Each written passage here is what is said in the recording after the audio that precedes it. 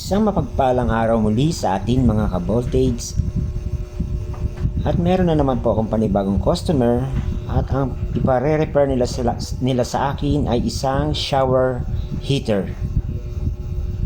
Ang issue po nito mga ka-voltage ay ayaw na pong uminit. Pag ginagamit po nila, tumutuloy-tuloy lang yung tubig pero hindi na po siya umiinit. So, chinek ko nga po ito kung anong sira niya. Chinek ko po yung water heater niya.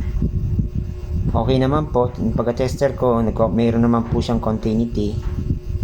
Chinek ko rin po yung source niya mula do sa breaker, sa wire niya,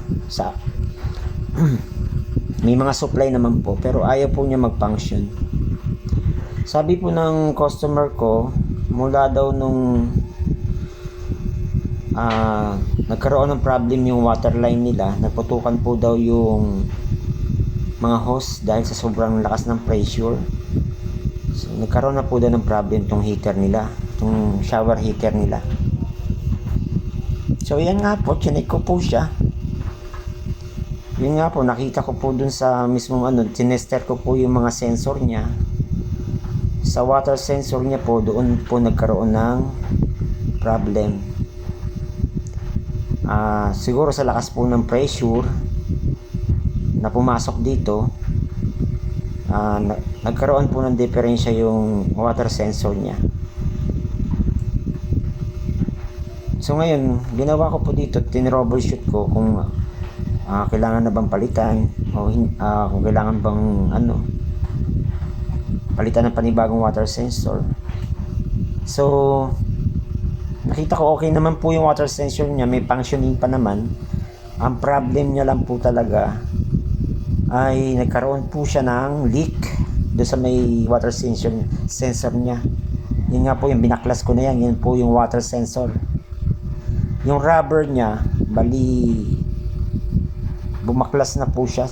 Sa lakas po siguro ng pasok ng pressure, yung tubig, yung pipe nga nila nagputukan yung mga plastic pipe nagputukan sa sobrang lakas ng pressure ng tubig galing sa nawasa. So yung rubber ng water sensor niya, bali po nagkaroon ng leak. Kaya hindi niya na humasense yung yung pumapasok na tubig. Hindi na mababasa ng memory niya. Dahil nga po meron pong leak. So pag pumapasok yung tubig, hindi na ho niya nasi-sense or hindi niya na-detect. Kaya ayaw mag-function ng heater. Nakakonekta po kasi yung water sensor nito dito sa memory niya. Sa may memory board na po yan, sa may controller niya, sa may controller heater niya.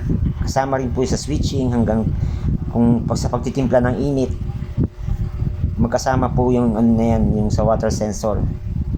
So yun nga po, pinalitan ko po ng gasket at naging okay naman po siya. So mga ka-voltage, kung meron po kayong mga ganitong problem na hindi yun nadidetect, maaring water sensor po ang diferensya niya, ayaw gumana. So maraming salamat po muli mga ka-voltage at sana nakatulong po ang aking video na ito na magkaroon kayo ng idea tungkol sa mga water shower nyo, heater. Maraming salamat po and God bless po sa ating lahat.